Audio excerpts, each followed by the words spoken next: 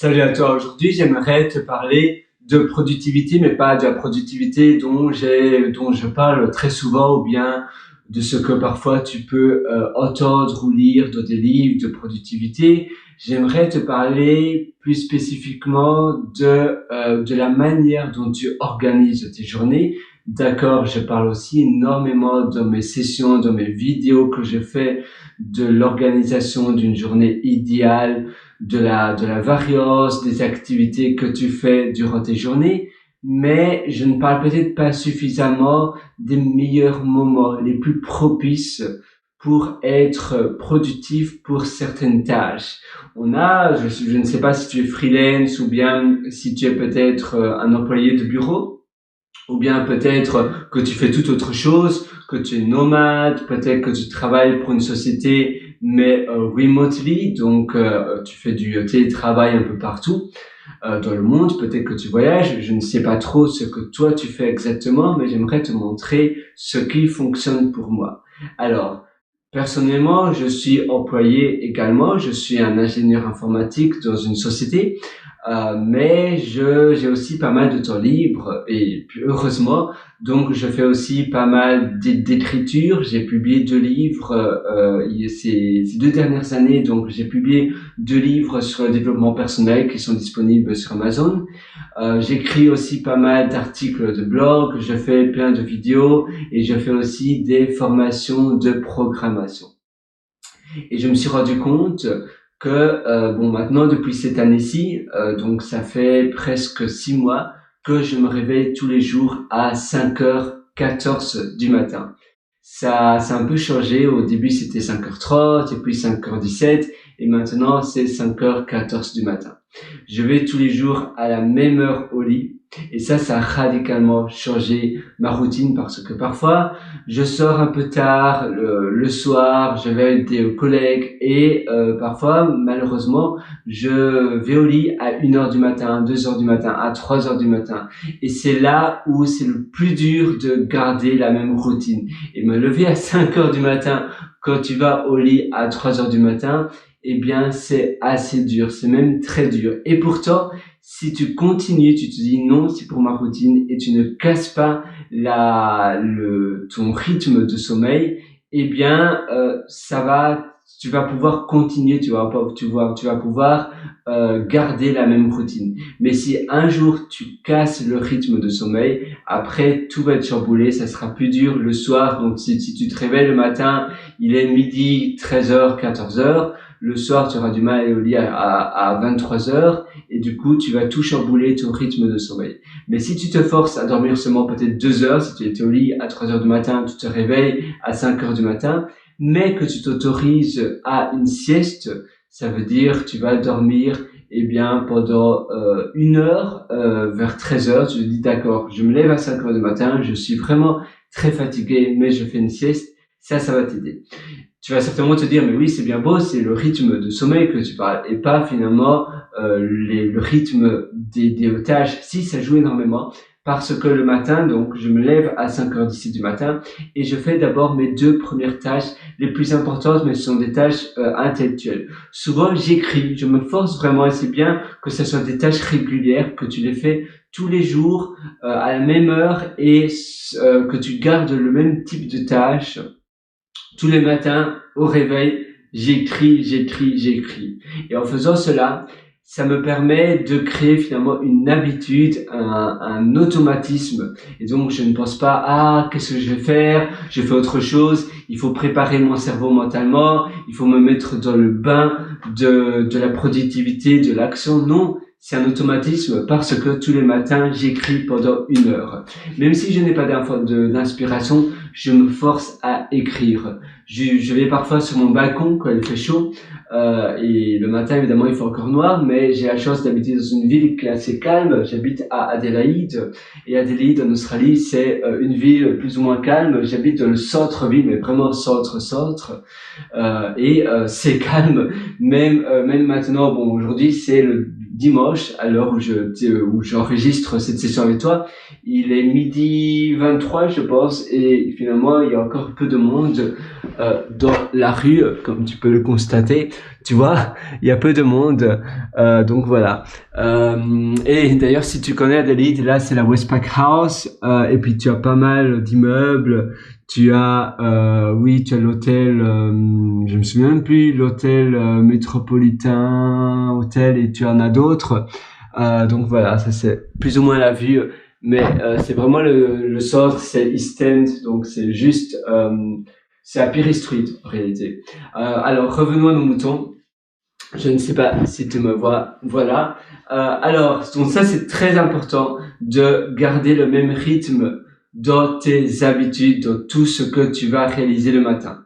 À nouveau, les tâches, finalement, il y a une étude aussi qui a remarqué que donc le matin, c'est bien pour les tâches intellectuelles, mais souvent le mardi, le mercredi, c'est là où tu vas pouvoir être le plus concentré, où tu auras le plus d'énergie de concentration.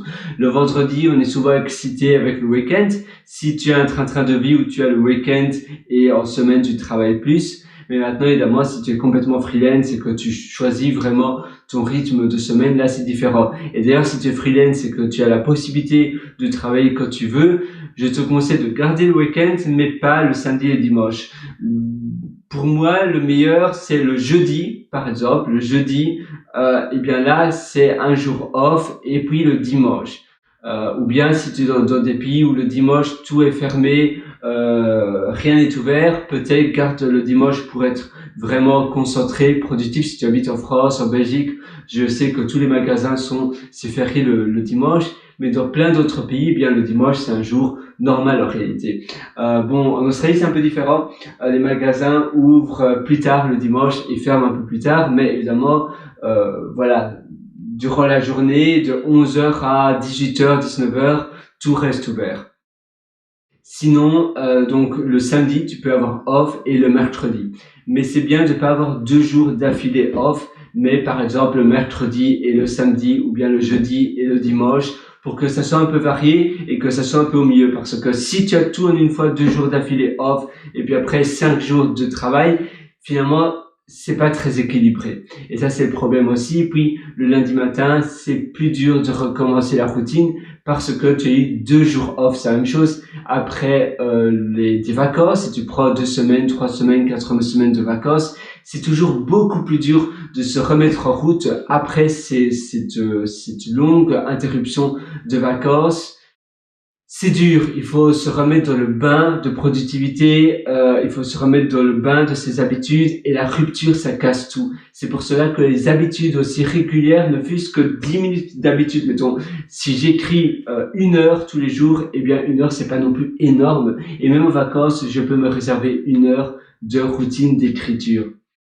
Et au moins, je ne casse pas cette routine. Peut-être parfois, ça va être à 1 heure différente.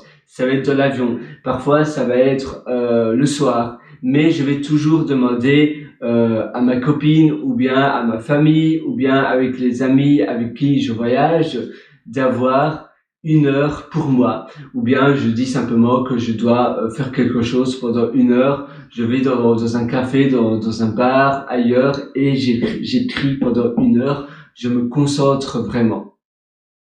L'après-midi, j'ai remarqué que l'après-midi, c'est bien. Moi, j'aime bien faire une petite tâche manuelle aussi l'après-midi. Et puis, fin d'après-midi, c'est là où tu es le moins productif cérébralement. Tu as le plus de mal à trouver des raisonnements logiques, à trouver des choses qui ont du sens. Par contre, pour la créativité, parfois l'après-midi, fin d'après-midi, c'est pas mal. Quand tu es assez fatigué aussi, c'est pas mal pour pour avoir des idées créatives. Et c'est là où c'est une bonne opportunité d'aller prendre un jacuzzi, de te faire un jacuzzi, d'aller au spa, ou bien d'aller moi parfois souvent je vais dans l'océan, je vais nager, je vais me baigner. Il y a pas mal de plages super sympas ici en Australie méridionale. La dernière fois j'avais été à Maslin, c'est vraiment pas mal. Tu as Alanga aussi qui est pas mal, et tu en as plein d'autres. Sinon tu as Glenelg, tu as Brighton, et j'en passe. Tu as Henley Beach, tu as, qu'est-ce que tu as d'autre? Euh, J'oublie parfois les noms. Tu as Brighton, Henley Beach, euh, Glenelg, Hallett Cove. Bon, tu en as plein.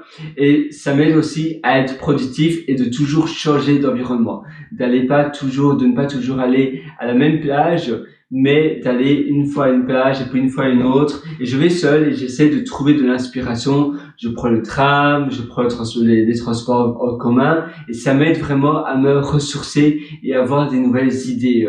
Ça a vraiment radicalement changé ma manière de voir les choses parce que j'utilise mon temps à différentes périodes pour les choses les plus propices. Le matin, je suis beaucoup plus propice à à écrire, à penser logique. Parfois, je code également, je fais de la programmation et je suis très bon. Après le travail, en semaine, eh bien, je suis plus fatigué. Donc après le bureau, je vais souvent à la plage et j'essaie de trouver des idées créatives. Ou bien si j'ai la possibilité ici, il n'y a pas de jacuzzi pas très loin, donc c'est plus dur. Mais sinon, je pourrais aller à un spa.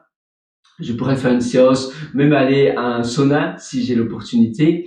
Et puis après, le soir, là, j'ai remarqué vers 19h, 18h30, 19h, 20h, faire un peu de sport, du jogging, ça aide à avoir à nouveau de l'énergie parce qu'en effet, parfois on se sent sans énergie et en réalité, c'est pas dormir qui va te permettre d'avoir plus d'énergie, d'avoir davantage d'énergie, mais c'est de faire du sport, de faire une activité physique, ça va te permettre d'avoir de l'énergie. C'est un peu contre nature de faire cela. On pense mais je suis fatigué, je devrais plutôt me reposer. Non, il faut en réalité te sortir et faire un peu de jogging, faire du sport, courir ou autre chose. Et ça, le meilleur moment, c'est à 19h. Et puis après, vers 20, 21h, c'est bien d'avoir un moment cocoon, de te faire un petit moment de détente. Tu te fais un bon chocolat chaud vers 21h, 22h et tu essaies de te détendre, de t'apaiser, de lire un petit livre. Parfois, je lis un livre sur Kindle ou bien je regarde une formation ou bien je regarde un film pour me détendre. Je regarde The Office ou bien How I Met Your Mother ou bien même Friends. Mais How I Met Your Mother et The Office, c'est mes deux séries préférées en ce moment parce que c'est marrant et ça me détend.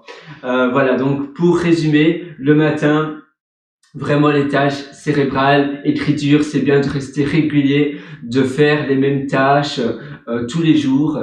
Et puis après, l'après-midi, fin d'après-midi, quand tu commences à être un peu fatigué, après si tu es salarié, donc après ton travail de salarié, tu essaies d'aller un peu ailleurs, dans des grands espaces en montagne, à la plage, ou bien un jacuzzi, un spa, et tu essaies de trouver des idées créatives, tu fais du brainstorming, et puis le soir, plus ou moins, tu vas te faire des moments de détente, et avant cela, vers 19h, tu peux faire un peu de sport pour avoir de l'énergie. Voilà, sur ce, je te souhaite à nouveau tout le meilleur dans ta productivité de tes journées. Si tu veux aller encore plus loin, je t'ai aussi concocté un atelier, une formation qui s'appelle Immersion profonde, la méthode Deep, et ça se trouve sur mon site pierrewriter.com, pierrewriter.com. Là-dessus, tu as un lien qui s'appelle Mes méthodologies et en cliquant dessus, eh bien, tu verras mes méthodologies, la méthode Deep. Je vais aussi te montrer un peu mon intérieur, comme ça tu vas voir un peu comment ça se passe chez moi.